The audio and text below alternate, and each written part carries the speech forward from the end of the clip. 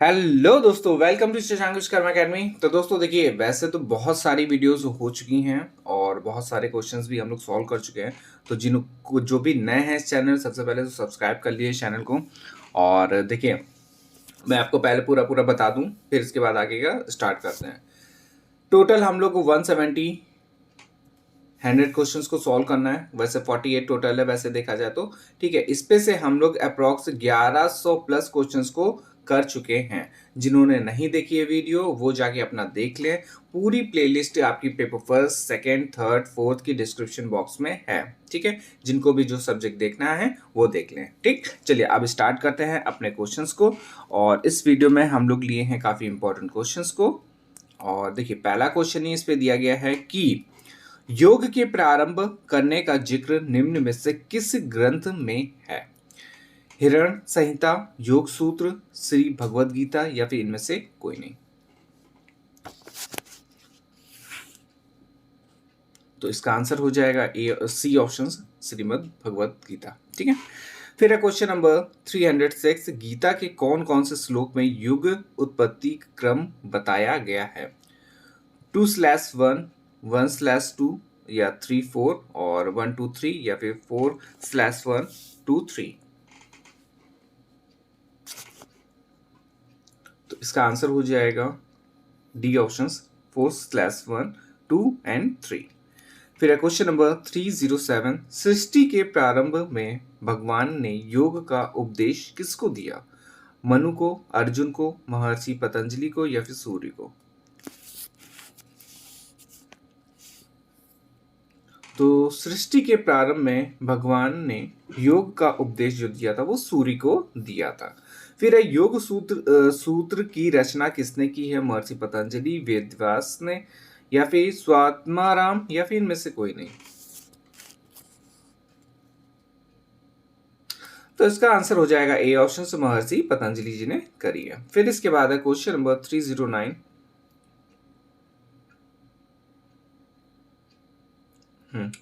इस पे दिया गया आयुर्वेद के अनुसार निम्न में से कौन सा स्वास्थ्य का लक्षण है?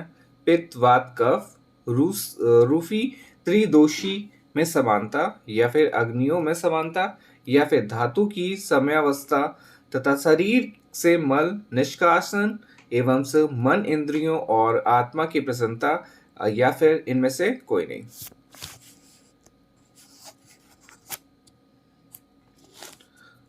तो इसका आंसर हो जाएगा सी ऑप्शन, ठीक है। और फिर इसके बाद दिया गया है मनोमय कोश में क्लेशों के जमाव के कारण से रोग का सूक्ष्म स्वरूप जन्म लेता है, जिसे कहा जाता है आदि व्याधि या फिर उपद्रव या फिर इनमें से कोई नहीं।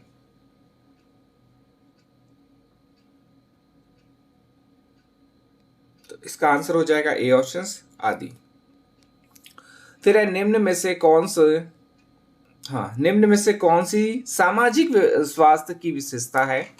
पहले ऑप्शन में दिया गया अपनी भूमिकाओं का सही निष्पादन, परिस्थितियों से उचित समायोजन और उत्तरदायित्व की पूर्ति या फिर उपयोग सभी। तो इसका आंसर हो जाएगा डी ऑप्शन, उपर्युक्त सभी। अपनी भूमिकाओं का सही निष्पादन, परिस्थितियों से उचित समायोजन और उत्तरदायित्व की पूर्ति। फिर दिया गया है क्वेश्चन, और इसमें है क्वेश्चन नंबर 313। आदि का उत्पत्ति होती है किससे होती है? प्राणिक स्तर से, शारीरिक स्तर से, मानसिक स्तर से या इनमें से कोई नहीं।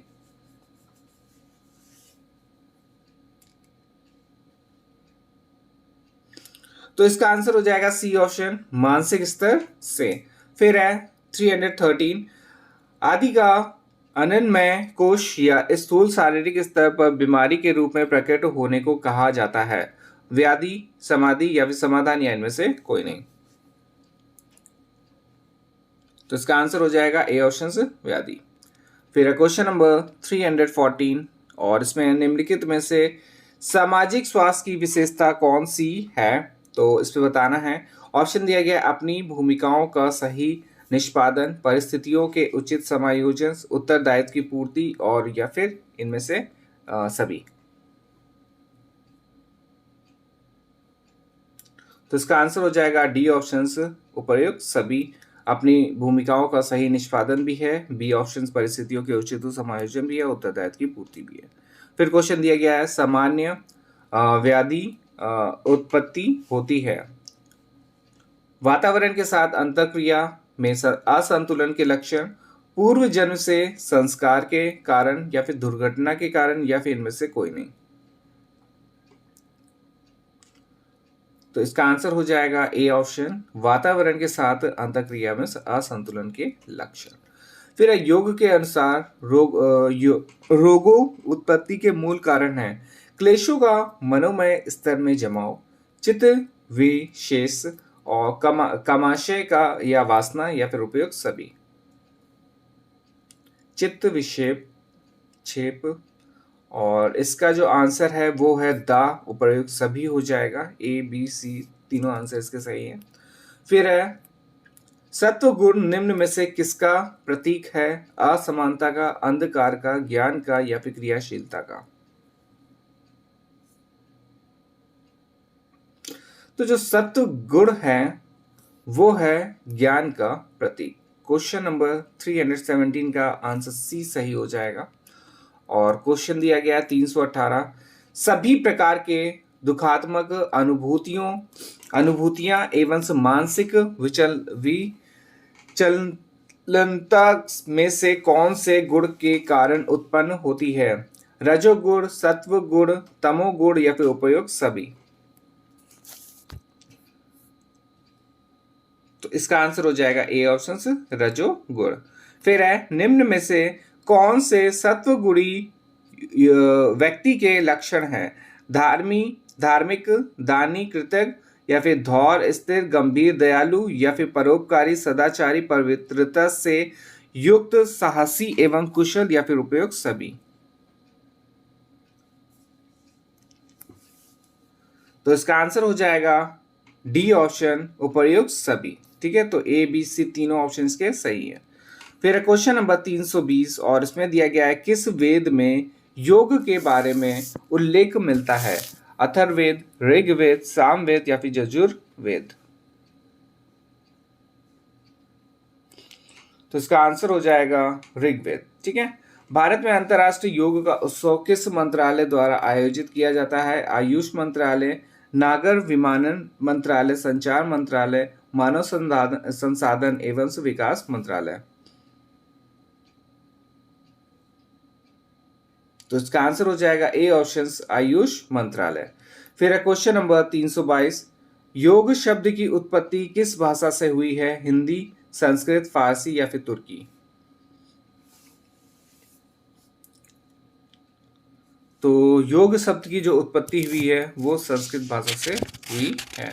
फिर क्वेश्चन नंबर 323, और इसमें है योग का जन्मदाता देश कौन सा है? अमेरिका है, भारत है, रूस है, या फिर चीन है।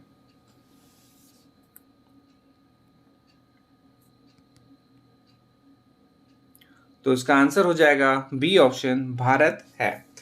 फिर है योग समाधि है, यह कथन किसका है? छोटा सा कथन है, योग समाधि है, यह कथन किसने बोला है? वेद व्यास, पतंजलि, कालिदास, या फिर पाणिनि।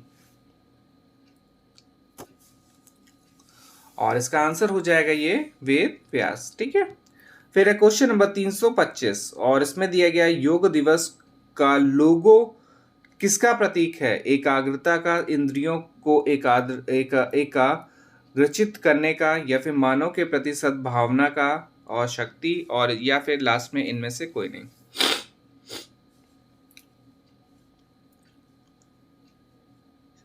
तो इसका आंसर हो जाएगा बी ऑप्शन, इंद्रियों को एकाग्रचित करना। ठीक है, फिर क्वेश्चन नंबर 326, संस्कृत के शब्द युज का अंग्रेजी समानार्थी है? योगा है, युका है, या फिर योग है, या फिर मेडिटेशन है।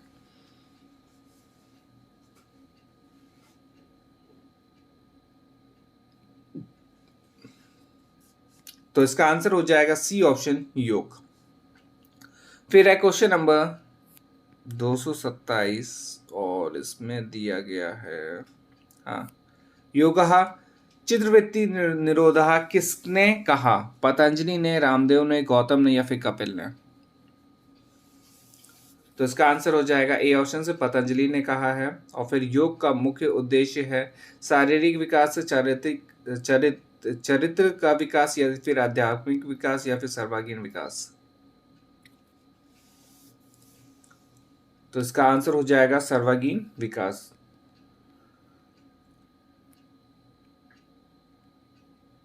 हाँ, फिर है क्वेश्चन नंबर 329, चित्त की वृत्तियां कितनी हैं? 3 है, 4 है, 5 है या फिर 6 है?